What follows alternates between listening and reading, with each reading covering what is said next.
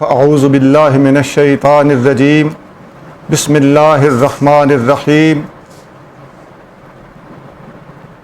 انما یخشی اللہ من عبادہ العلماء صدق اللہ مولانا العظیم ان اللہ وملائکتہ یصلون علی النبی یا ایہا الذین آمنوا صلوا علیہ وسلموا تسلیما اللہم صلی علی سیدنا و مولانا محمد وعلی آل سیدنا و مولانا محمد وبارک وسلم الصلاۃ والسلام علیک یا سیدی یا رسول اللہ وعلی آلک و اصحابک یا سیدی یا حبیب اللہ۔ واجب الاحترام، معزز و مکرم، کثیر التعداد علماء اکرام، بزرگان محترم، برادران عزیز، آج ہم حضور تاج الشریعہ نبیرہ اعلیٰ حضرت جانشین مفتی اعظم ہند، قاضی القضات فی الہند، تاج الشریعہ حضرت علامہ مفتی شاہ محمد اختر رضا خان قادری ازہری بریلوی رحمۃ اللہ علیہ کے عرس مبارک کی تقریب میں مل کر بیٹھے ہوئے ہیں اور آپ کی دینی خدمات اور ان کے متعلقات پر گفتگو کے لیے حاضر ہوئے ہیں۔ اللہ کریم حضور تاج الشریعت کے درجات کو بلند فرمائے اور ہمیں ان کی تعلیمات کو عام کرنے کی توفیق عطا فرمائے۔ اس سلسلے میں اللہ کریم جل شانہ نے جو ہمیں علماء کی طرف راغب فرمایا ہے، اللہ کے محبوب صلی اللہ علیہ وآلہ وسلم نے جو اس راستے کی ہمیں ترغیب عطا فرمائی ہے، بے شمار آیات قرآنی میں سے فقیر نے ایک آیت انتخاب کرتے ہوئے اس کی تلاوت خطبے میں آپ کے سامنے کی ہے۔ اللہ کریم فرما رہا ہے انما یخشی اللہ من عبادہ العلماء، اللہ کے بندوں میں سے اللہ سے وہی لوگ ڈرتے ہیں جو علماء ہیں۔ تقوی علم کی نشانی ہوتا ہے۔ حضور نبی کریم صلی اللہ علیہ وآلہ وسلم فرماتے ہیں انا اعلمہم باللہ واشدہم لہ خشیہ، میں سب لوگوں سے زیادہ اللہ کو جانتا ہوں اور سب سے زیادہ اللہ سے ڈرتا ہوں۔ جاننے کو ڈرنے کے ساتھ جوڑنا اس بات کا واضح ثبوت ہے کہ جتنا کوئی اللہ کو جانتا ہے، اللہ کا عارف ہوتا ہے، اللہ کی معرفت و پہچان جس کو جتنی حاصل ہوتی ہے اتنا ہی وہ اللہ سے ڈرتا ہے۔ سیدنا عبداللہ بن عباس رضی اللہ تعالیٰ عنہ کا فرمان عالی شان سنن دارمی میں موجود ہے۔ آپ فرماتے ہیں من خشی اللہ فہو عالم، جو اللہ سے ڈر گیا وہ عالم ہے۔ صرف اور صرف کتابیں پڑھ لینا، حروف یاد کر لینا یا کسی کے عالم ہونے کے لیے کافی نہیں ہے جب تک وہ علم اس کے اندر خوف و خشیت اور تقوی کی دولت کو پیدا نہ کرے۔ نبی کریم رؤوف الرحیم صلی اللہ علیہ وآلہ وسلم نے بے شمار صحابہ اکرام کو علم سکھایا۔ اللہ کریم قرآن شریف میں ارشاد فرماتا ہے وَيُعَلِّمُهُمُ الْكِتَابَ وَالْحِكْمَةَ، میرا نبی تم لوگوں کو کتاب اور حکمت کی تعلیم دیتا ہے۔ نبی کریم رؤوف الرحیم صلی اللہ علیہ وآلہ وسلم کی بعثت اور دنیا میں بھیجے جانے کا مشن اور مقصد دنیا کو تعلیم دینا بتایا گیا ہے۔ دیگر مقاصد بھی ہیں لیکن یہ بڑا بنیادی اور ٹاپ پر آنے والا مشن اور مقصد ہے۔ آقا کریم صلی اللہ علیہ وآلہ وسلم سے پہلے کا زمانہ جہالت کا زمانہ تھا، اس کو جہالت کا زمانہ کہنا اس بات کا واضح ثبوت ہے کہ حضور کریم صلی اللہ علیہ وسلم کے تشریف لانے کے بعد کا زمانہ علم کا زمانہ ہے۔ اور جو علمہم الکتاب والحکمت تو قرآن میں ہے۔ ابو داؤد شریف میں نبی کریم رؤوف الرحیم صلی اللہ علیہ وسلم کا اپنا فرمان عالی شان بھی موجود ہے انما انا لکم بمنزلۃ الوالد اعلمکم، اے لوگو میں تمہارے روحانی والد کی طرح ہوں جو تمہیں علم سکھاتا ہے۔ گویا آپ نے اپنا مکمل مشن ہی قرآن میں بھی تعلیم اور حدیث میں بھی تعلیم ہی بیان فرمایا ہے۔ آقا کریم صلی اللہ علیہ وآلہ وسلم ایک حدیث میں ارشاد فرماتے ہیں، سنن ابن ماجہ میں ہے انما بعثت معلما، مجھے بنا کر ہی سرے سے معلم بھیجا گیا ہے۔ اس کے بعد نبی کریم صلی اللہ علیہ وآلہ وسلم نے اپنے صحابہ اکرام کو بھی یہی ذمہ داری سونپی ہے کہ میرے بعد آپ لوگوں نے میرے مشن کو آگے جاری رکھنا ہے۔ مجھ سے پہلے حضور خطاب فرما رہے تھے کہ وآخرین منہم لما یلحقوا بہم، کہ آقا کریم صلی اللہ علیہ وآلہ وسلم کی یہ تعلیمات بعد میں آنے والی امت تک بھی جاری و ساری رہیں گی اور قیامت تک پہنچائی جاتی رہیں گی، لیکن اس کا طریقہ کار آقا کریم صلی اللہ علیہ وآلہ وسلم اتنی حکیمانہ طرز سے ہمیں عطا فرمایا ہے کہ ایک حدیث جامع ترمذی میں موجود ہے، نبی کریم صلی اللہ علیہ وآلہ وسلم نے فرمایا ان الناس لکم تبعا، میرے امتیوں، میرے صحابہ، لوگ میرے بعد تمہارے تابع ہوں گے، وَإِنَّ رِجَالًا يَأْتُونَكُم مِّنْ أَقْطَارِ الْأَرْضِ يَتَفَقَّهُونَ فِي الدِّينِ، میرے بعد لوگ، مرد حضرات، دنیا کے کونے کونے سے کھچے چلے آئیں گے تم سے دین سیکھنے کے لیے، دین کی تفقہ حاصل کرنے کے لیے۔ فَإِذَا أَتَوْكُمْ فَاسْتَوْصُوا بِهِمْ خَيْرًا، جب وہ تمہارے پاس آئیں تو تم نے ان کو اچھی تربیت دینی ہے، وہی طریقہ اختیار کرنا ہے جس طرح میں نے تمہیں سکھایا ہے، اسی طرح تم نے آگے ان کو پورا ابلاغ کرنے کی کوشش کرنی ہے۔ ایک حدیث جامع ترمذی میں اور موجود ہے، حبیب کریم صلی اللہ علیہ وآلہ وسلم نے فرمایا، سن ابن مسعود رضی اللہ تعالیٰ عنہ راوی ہیں، فرمایا نضر اللہ عبدا، اللہ تعالیٰ اس بندے کو شاد باد رکھے، ہرا بھرا رکھے، سمع مقالتی، جس نے میری بات کو سنا، فحافظها ووعاها واداها، جس نے میری بات کو سنا پھر اسے یاد کیا، پھر اسے یاد رکھا، واداها، پھر اسے آگے ادا کر دیا، آگے بھیج دیا۔ تو حافظها، سمع مقالتی، یہ ہوتا ہے آج کی زبان میں ریسیو کرنا، فحافظها، اسے یاد کیا، اسے آپ آج کی زبان میں کہہ لیں فیڈ کیا، ووعاها، اسے آج کی زبان میں کہہ لیں اسے سیف کیا، واداها، اسے آگے سینڈ کیا۔ تو یہ جامع ترمذی کے اندر حدیث کا میں آج کی زبان میں ترجمہ کر کے آپ کی خدمت میں رکھ رہا ہوں۔ اس کے علاوہ خطبہ حجۃ الوداع بڑا مشہور ہے، بخاری مسلم میں یہ الفاظ بار بار آتے ہیں، فَلْيُبَلِّغِ الشَّاهِدُ الْغَائِبُ، جو بھی یہاں شاہد ہیں، حج پہ حاضر ہوئے ہیں، ان میں سے ہر ایک کی ڈیوٹی ہے کہ وہ غائب تک میرا پیغام پہنچا دے۔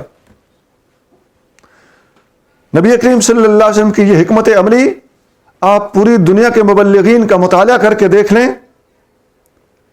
آقا کریم صلی اللہ علیہ وآلہ وسلم جیسی اپنے علم اور پیغام کو پھیلانے کی حکمت عملی حضور کے سوا آپ کو کہیں نہیں ملے گی۔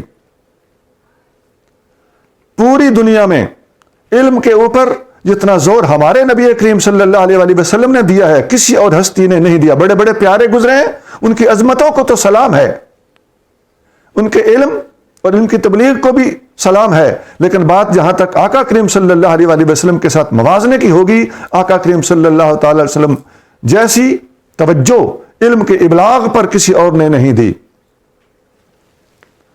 کنفوشس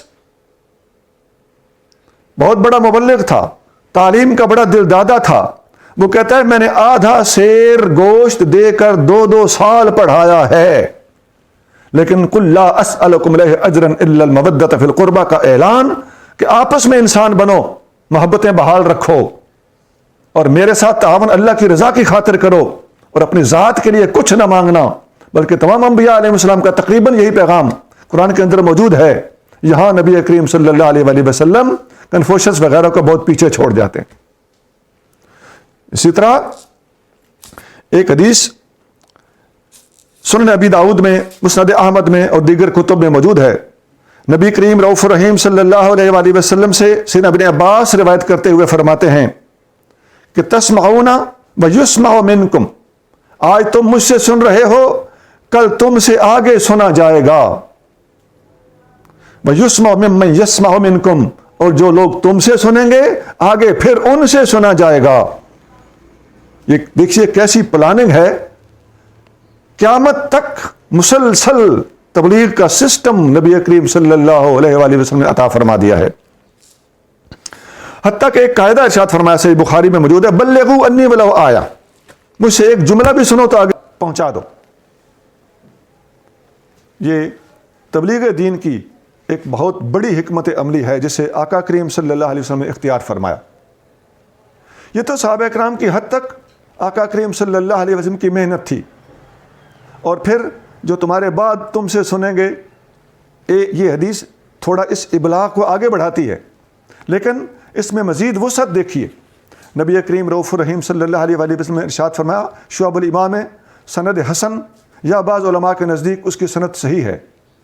آقا فرماتے ہیں یحمل ھذا العلم من کل خلف عدولہ، میرے اس علم کو ہر بعد میں آنے والے زمانے کے لوگ جو عدول لوگ ہوں گے، ذمہ دار ترین لوگ ہوں گے، علمی ترین لوگ ہوں گے، پچھلوں سے لیتے رہیں گے، آگے پھیلاتے رہیں گے۔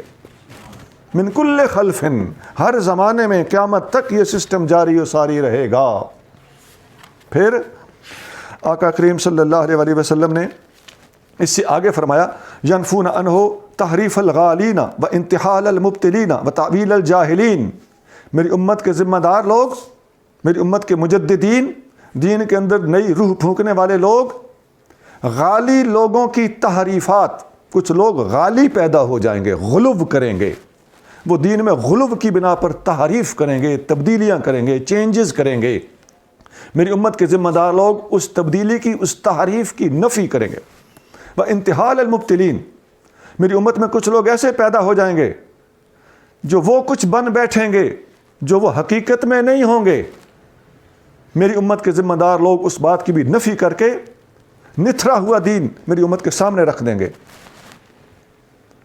وتعویل الجاہلین، اور جاہل لوگ جاہلانہ تعویلیں کریں گے، میری امت کے ذمہ دار لوگ ان تعویلات کی بھی نفی کر کے، اصلاح کر کے، پیوریفائی کر کے، اسلام کو ریکٹیفائی کر کے میری امت کے سامنے رکھ دیں گے۔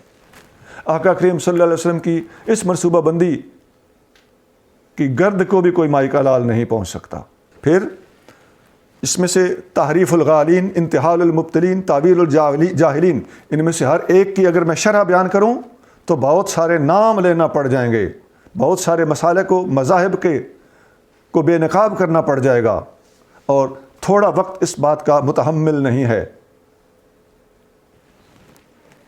دوسری طرف چلتے ہیں، نبی کریم صلی اللہ علیہ وآلہ وسلم نے ہر صدی کے بارے میں کچھ شخصیات کا ذکر فرمایا ہے۔ آقا نے فرمایا، ابو داؤد شریف میں حدیث ہے، سند اس کی صحیح ہے، ان اللہ یبعث فی ہذہ الامۃ علی رأس کل 100 سنۃ من یجدد لہا دینہا، میری امت میں ہر صدی کے سرے پر، اب سر سے مراد ابتدا ہے یا انتہا، یہ علماء کے اقوال جدا جدا ہیں، وہ مجدد پیدا ہوتے رہیں گے ہر صدی میں میری امت کی اصلاح کے لیے۔ میں یجدد لہا دینہا، جو دین کے اندر تجدید کریں گے۔ وہی تجدید کیا ہوگی؟ تحریف الغالین کی نفی، انتحال المبتلین کی نفی، تعویل الجاہلین کی نفی،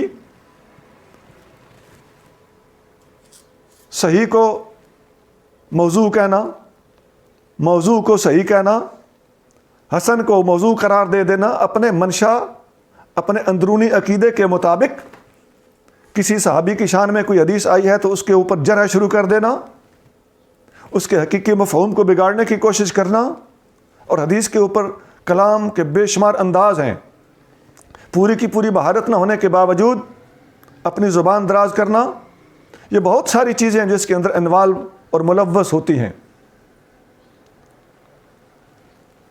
یہ جو میں نے آخری حدیث عرض کی ہے کہ آقا کریم صلی اللہ علیہ وآلہ وسلم ہر صدی میں کچھ مجددین، یہ ایک سے زیادہ بھی ہو سکتے ہیں، من یجدد لہا دینہا، من اپنے معنی کے لحاظ سے عام ہوتا ہے، تو مجددین میں یہ تو ہو سکتا ہے نا کہ ایک مجدد سب سے چوٹی پہ آئے، تو ہم دیکھتے ہیں کہ 14ویں صدی میں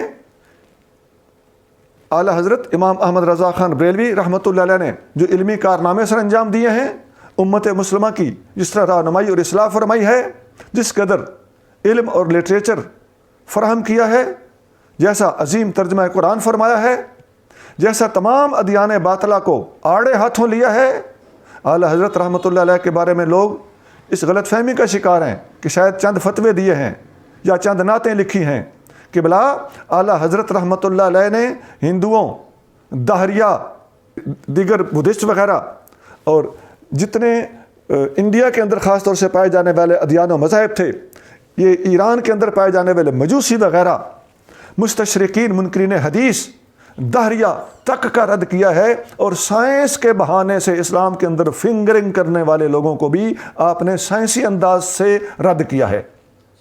جغرافیہ کے موضوع پر، میتھ کے موضوع پر،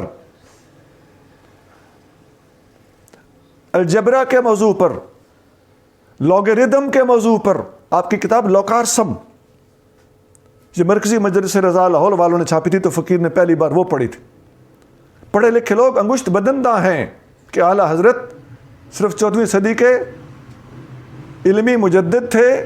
علمی سے میری مراد لوگ سمجھتے ہیں کہ شاید یہ کوئی مولویانہ ہی طرز ہوگا کہ بلا اعلیٰ حضرت رحمۃ اللہ علیہ کو اللہ کریم جل شانہ نے آل راؤنڈر بنایا تھا، ہر موضوع میں، ہر میدان میں آپ کو اللہ کریم نے دسترس عطا فرمائی تھی، اور دسترس علمی کے علاوہ آپ کی حکمت عملی، کہاں اپنا علم بیان کرنا ہے، کہاں اپنے علم کو خود ہی مصلحتاً ادھر اس انداز سے بیان نہیں کرنا جس سے اس کے سائیڈ افیکٹ ہوں، اور اگلا بے وقوف آدمی اس کو پہلے کچھ نہیں آتا، میری باتیں سن کے کچھ سیکھ کے میرے خلاف نہ الاپنا شروع کر دے۔ یہ بہت بڑی حکمت عملی ہے جس کی طرف فقیر نے اشارہ کر دیا ہے۔ یہاں میں نے اعلیٰ حضرت کو سیلوٹ کیا ہے، خدا کی عظمت کی قسم کہ کیا شان ہے اس مرد خدا کی۔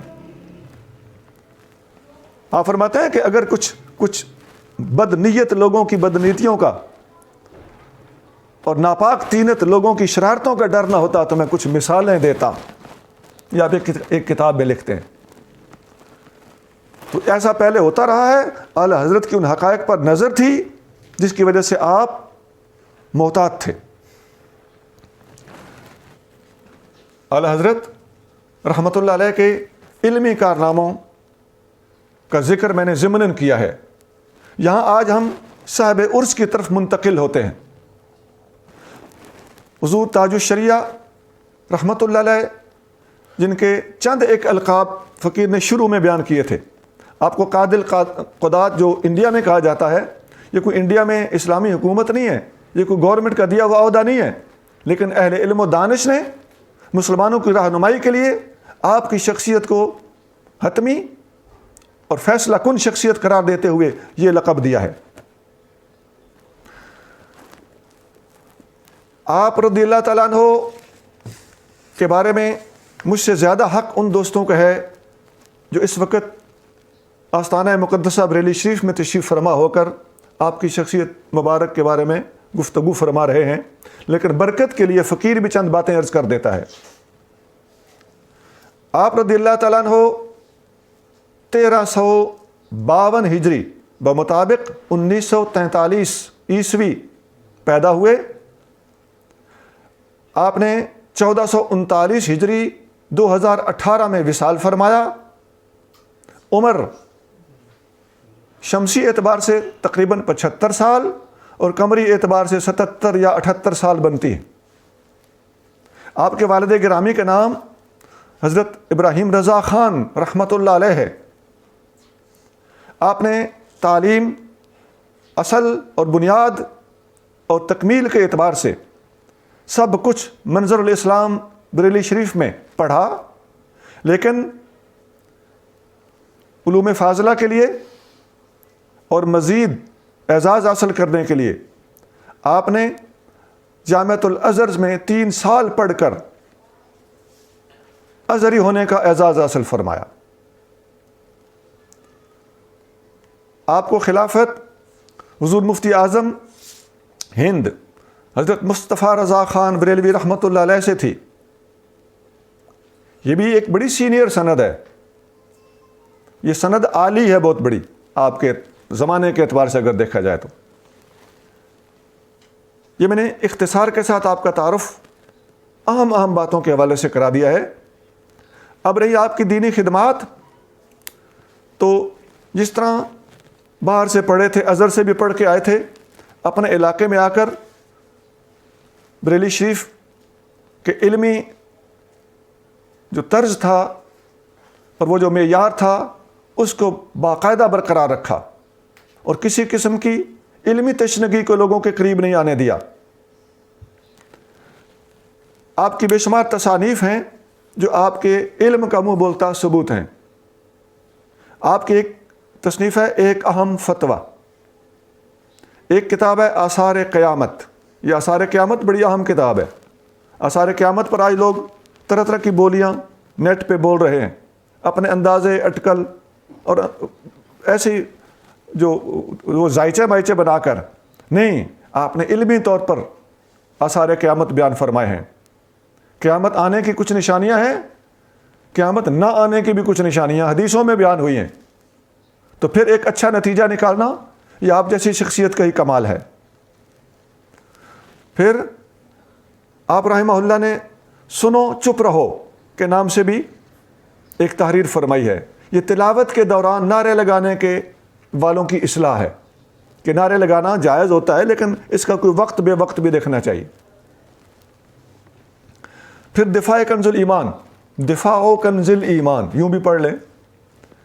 یہ ایک نہایت خوبصورت کتاب ہے جو حضور اعلی حضرت رحمۃ اللہ علیہ کے ترجمہ قرآن کے محاسن پر لکھی گئی. ایک ہے الحق المبین، ایک آپ نے کتاب لکھی ہے انما الاعمال بالنیات، اس حدیث کی شرح میں. اس کا نام ہے شرح حدیث نیت یا شرح حدیث نیت کہہ لیں سادہ لفظوں میں. حدیث نیت کی شرح. نیت بعض علماء کی ایک خاص تقسیم کے مطابق، بعض علماء نے مقاصد الشریع آج کل جدید دور میں بیان کرنے شروع کیے ہوئے ہیں. بعض علماء نے قرآن کی تعلیمات کو 5 حصوں میں تقسیم کر کے بڑی حسین تقسیم بیان فرمائی ہے. یہ مختلف انداز ہیں. امام غزالی رحمۃ اللہ علیہ نے احیاء العلوم کے 4 کتابیں جو جلدیں لکھی ہیں ان میں سے ہر ایک موضوع پر ہے. وہ بھی مقاصد الشریعہ اگر اس نہج سے دیکھا جائے تو وہ بھی ایک اسپیکٹ، ایک اینگل، ایک زاویہ بنتا ہے. تو اپنا اپنا ذوق ہے.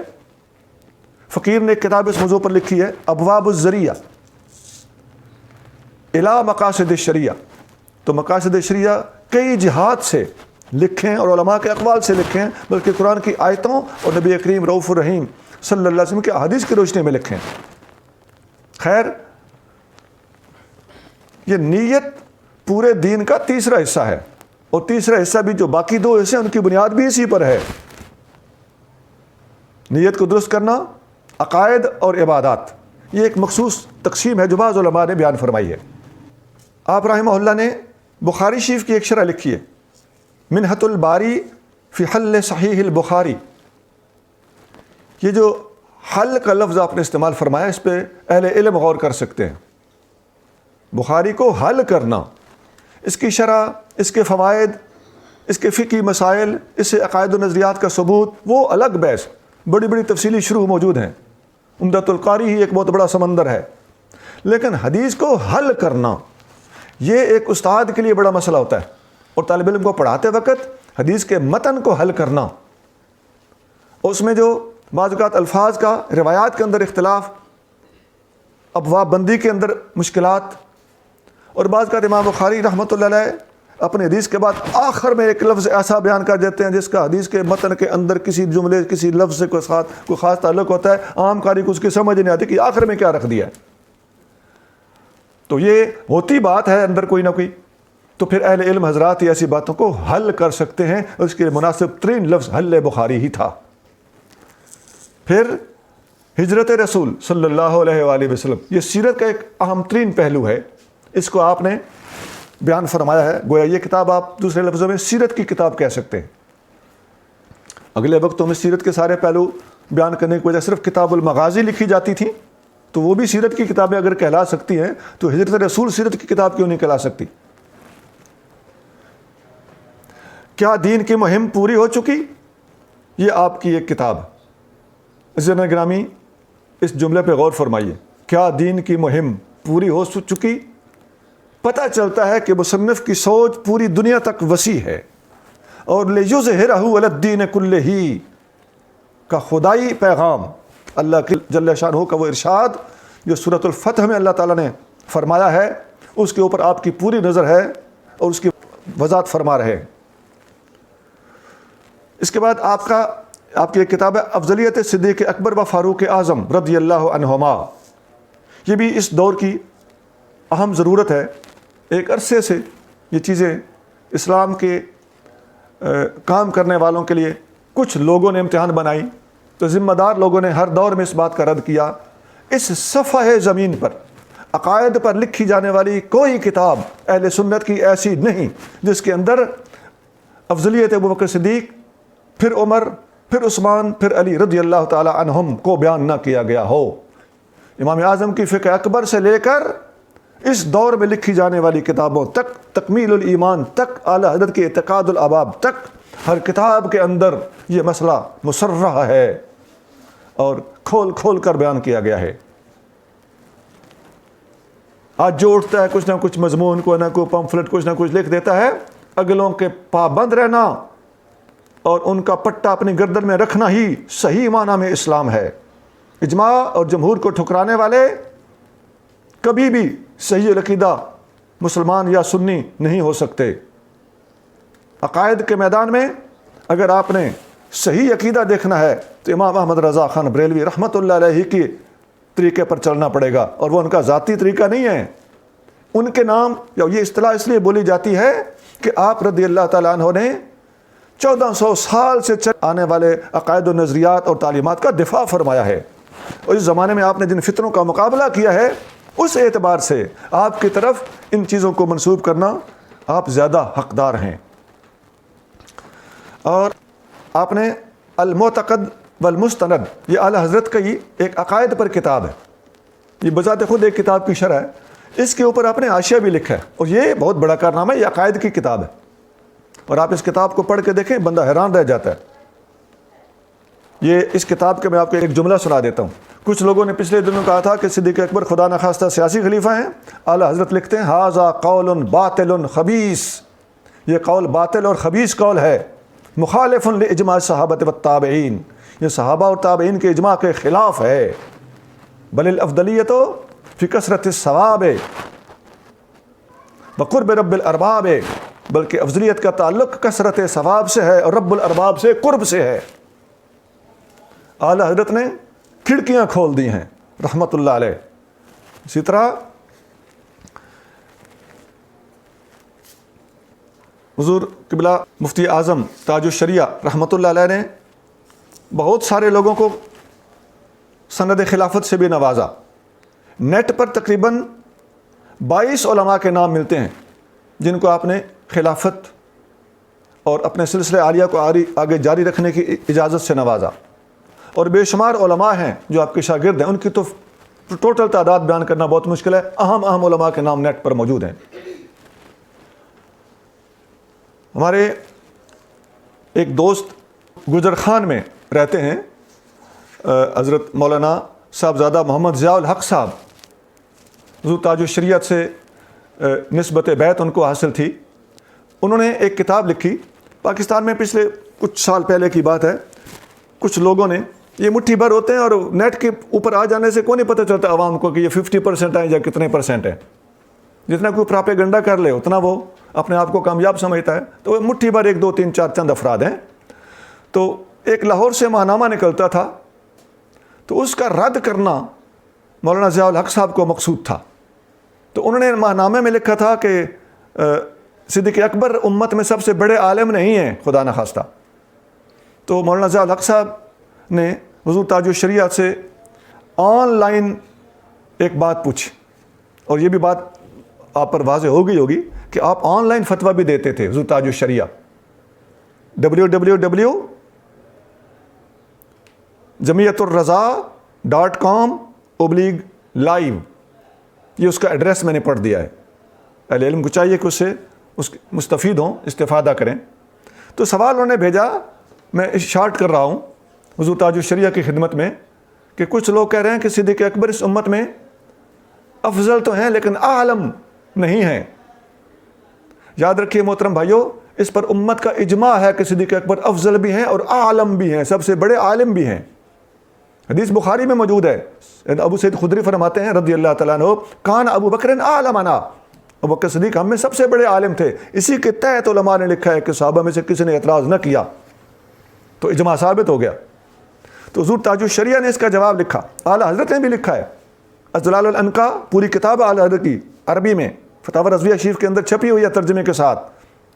آپ نے اتقا سے ثابت کیا ہے کہ اتقا سے عالم ہونا بھی ثابت آتا ہے، اور سب سے بڑا ولی ہونا بھی اتقا سے ہی ثابت ہوتا ہے۔ اور افضل ہونا بھی اتقا سے ہی ثابت ہوتا ہے۔ اعلیٰ حضرت نے اس کتاب میں کمال کر دیا ہے، وہ تو ان کی ہر بات ہی کمال ہوتی ہے، لیکن یہاں اگر اہل علم پڑھنا چاہیں انشاءاللہ تعالیٰ کھڑکیاں کھل جائیں گی اور بند دروازے واہ ہو جائیں گے اور علم پر دسترس نصیب ہوگی۔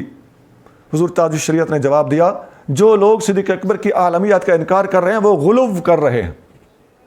او بھائی فتاوی شامی جس کے بغیر آج کوئی مفتی چلتا ہی نہیں ہے، اس کی 5ویں جلد میراث کے چیپٹر میں، وصایا کے چیپٹر میں ابن عابدین شامی رحمۃ اللہ علیہ لکھتے ہیں کہ ابو بکر صدیق هو افضل الامت و اعلمها، وہ اس امت میں سب سے افضل بھی ہیں اور سب سے عالم بھی ہیں۔ افضل الصحابہ و اعلمهم، صحابہ میں افضل ہیں اور سب سے عالم ہیں۔ پھول کی پتی سے کٹ سکتا ہے ہیرے کا جگر، مرد ناداں پہ کلام نرم و نازک بے اثر۔ حضور تاج الشریعہ لکھتے ہیں حضرت صدیق اکبر رضی اللہ تبارک و تعالی عنہ کی افضلیت اور ان کا عالم ہونا قرآن سے اور احادیث سے ثابت ہے۔ اب قرآن سے کہاں کا ثابت ہے میں اگر بیان کروں تو آپ حیران رہ جائیں گے۔ وہ اتقا کم از کم ایک اتقا یاد کر لیجیے کہ اتقا سے عالم ہونا بھی لازم آتا ہے اور احادیث سے ثابت ہے۔ اور اللہ تبارک و تعالیٰ نے حضرت علی المرتضیٰ رضی اللہ تبارک و تعالیٰ عنہ کو بھی علم سے بہت بڑا حصہ عطا فرمایا ہے، اس میں کوئی شک نہیں۔ دوسری باتیں بھی ہمیں کلیئر کرنا پڑ جاتی ہے نا، وہ بھی تو ہمارے ہیں الحمدللہ۔ تو سرکار صلی اللہ تبارک و تعالیٰ علیہ وآلہ وسلم نے فرمایا انا مدینۃ العلم وعلی بابھا، میں علم کا شہر ہوں اور علی اس کا دروازہ ہیں۔ ان کا مرتبہ فضل میں اہل سنت کے نزدیک ترتیب خلافت پر ہے۔